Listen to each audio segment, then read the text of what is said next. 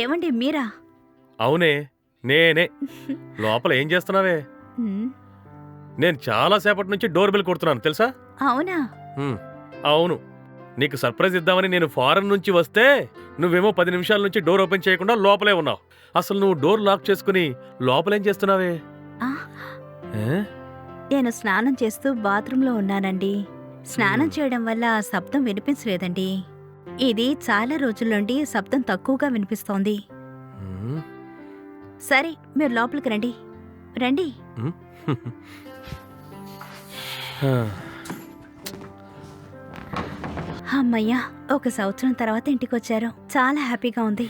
ఎన్ని రోజులు సెలవు పెట్టుకొని వచ్చారు? 3 నెలలు సెలవు పెట్టుకుని వచ్చాను. 3 నెలలా? అయితే ఎక్కడికన్నా వెళ్ళొచ్చు, ఏవైనా చేయొచ్చు. అయ్యా, రండి. హా,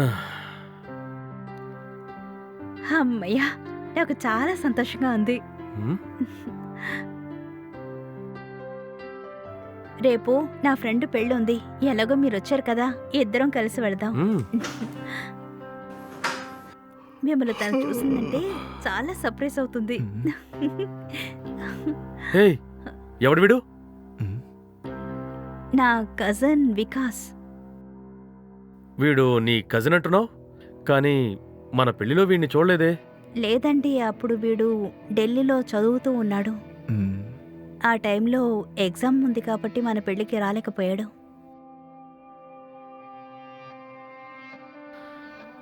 అవునా? హ్మ్, నేను 10 నిమిషాలు కాలింగ్ బెల్ కొట్టినా డోర్ ఓపెన్ చేయలేదు. వీడేంట్రా అంటే ఇప్పుడే బెడ్ మీద నుంచి లేచి వచ్చినట్టుగా ఉన్నాడు. ఇదేమో ఇప్పుడు తలస్నానం చేసి మరీ వచ్చింది.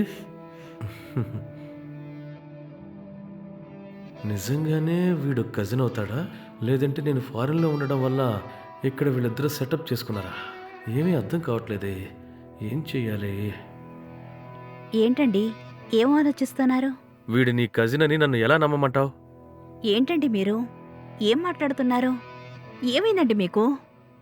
వీడు నా కజిన్ అని చెప్తున్నాను, మీరు నమ్మరా?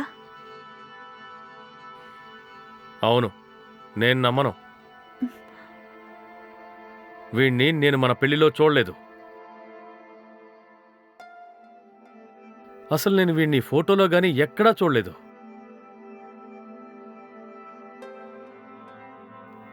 వీడి పేరు కూడా నేను ఎక్కడా వినలేదు. ఇతను నీ కజిన్ కాదు, నువ్వు అబద్ధం చెప్తున్నావు. అయ్యో, ఏంటండి మీరు? అసలు మీకేమైంది? అయితే మీరు నన్ను అనుమానిస్తున్నారా? అవును, అనుమానమే. నేను చాలాసేపు బయట డోర్ బెల్ కొట్టాను, కానీ నువ్వు రాలేదు. అప్పుడే నీ మీద నాకు చిన్న డౌట్ వచ్చింది. ఇప్పుడు నాకు బాగా అర్థమైంది. వాడు మొహం చూసావా? దొంగ చూపులు చూస్తున్నాడు. నేనెలా నమ్ముతాను? అసలు ఇతను ఎవరు, మన ఇంట్లో ఎందుకుంటున్నాడు? ఏంటండి మీరు ఇలా చెప్తున్నారు? వాడు నిజంగా నా కజినేనండి. 1 సంవత్సరం తర్వాత వచ్చారని నిజంగా చాలా సంతోషించాను. మీరేంటి ఇలా మాట్లాడుతున్నారు? వీడు మీ గురించి ఏమనుకుంటాడు? వాడు ఏమనుకున్నా పర్వాలేదు, వీడు మాత్రం నీ కజిన్ కాదు. రేయ్, నిన్నే. నువ్వు బయటికి పరా. ఇంకా నిలబడ్డావేంటి? అయ్యో, మీకేమైందండి? వీడు నా కజిన్ అంటే ఎందుకు నమ్మరు? నేను నమ్మనుగాక నమ్మను, సరేనా? రేయ్, నువ్వు ముందు బయటికెళ్ళు. వెళ్ళమంటుంటే ఏంట్రా చూస్తున్నావు? రేయ్, ఎంత చెప్పినా ఇక్కడే ఉన్నావేంట్రా? ముందు ఇక్కడి నుంచి వెళ్ళు. వెళ్తావా లేదా? ఏమండి, లోపలికి వెళ్తున్నావేంట్రా? వద్దండి. రే, ఎంత పొగరో చూసావా? బయటికి పోమంటే లోపలికి వెళ్తున్నాడు. కోప్పడకండి. అక్క, అమ్మ లైన్లో ఉన్నారు, నువ్వు ఒకసారి మాట్లాడు. హలో పిన్ని, బాగున్నారా? బాగున్నానమ్మా, నువ్వెలా ఉన్నావు? నేను కూడా బానే ఉన్నాను. సరే, మా ఆయన ఫారెన్ నుండి వచ్చారు, ఒకసారి ఆయనతో మాట్లాడండి. అరే, ఇవ్వమ్మా. ఉమ్, ఎవరు? మా పిన్ని వికాస్ అమ్మగారు, మాట్లాడండి. చెప్పండి. బాబు, బాగున్నావా? నేనెవరో తెలీదా?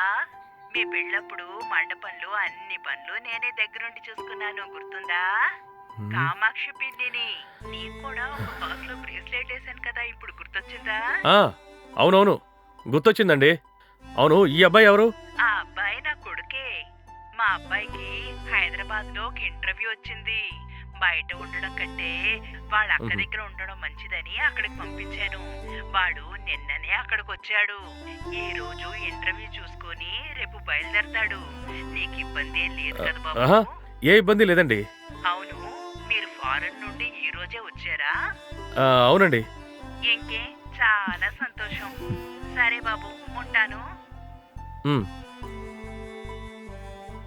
ఏంటండి ఇప్పుడైనా మీ అనుమానం తీరిందా? ఉమ్. ఎప్పుడైనా మాట్లాడే ముందు ఎవరో ఏంటో తెలుసుకొని మాట్లాడండి. అది కాకుండా ఇలా నోటికొచ్చినట్లు మాట్లాడడం కరెక్ట్ కాదండి. భర్త అంటే భార్య మీద నమ్మకం ఉండాలి. మీరేమో ఒక క్షణంలో నమ్మకం పోయిందంటున్నారు. ఇది కరెక్ట్ కాదండి. సారీ, నన్ను క్షమించు. నేను బయట నిలబడి చాలాసేపు డోర్ బెల్ కొట్టాను. నువ్వు డోర్ తెరవలేదు కదా, ఆ టెన్షన్లోనే ఇలా మాట్లాడాను. నా బుద్ధి సరిగ్గా పనిచేయట్లేదు, అందుకే ఇలా జరుగుతోంది. సారీ సారీ వికాస్, ఆ, నన్ను క్షమించు. మనసులో ఏం పెట్టుకోకు. ఏం పర్లేదు బావా.